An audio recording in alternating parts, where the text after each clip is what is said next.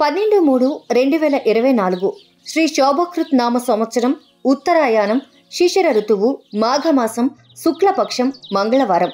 తిథి విదియ ఉదయం 7:13 వరకు. తదియ తెల్లవారుజామున 4:04 వరకు. నక్షత్రం రేవతి రాత్రి 8:29 వరకు. వర్జ్యం ఉదయం 10:22 నుండి 11:46 వరకు. దుర్ముహూర్తం ఉదయం 8:37 నుండి 9:25 వరకు. రాత్రి 11 గంటల నుండి రాత్రి 11:48 వరకు. శుభ సమయం సాయంత్రం 6:21 నుండి రాత్రి 7:46 వరకు.